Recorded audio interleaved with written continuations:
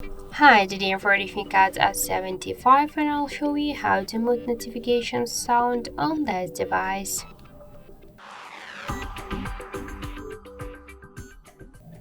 So first we should launch Settings application, then tap to the Sound section.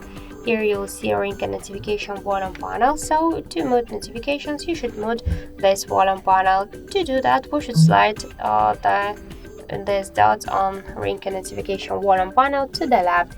But by this way you will mute not only your notifications but also the ringtones. And if you want to mute only notifications, unmute this volume panel, go down to default notification sound and just switch your currently sound to none.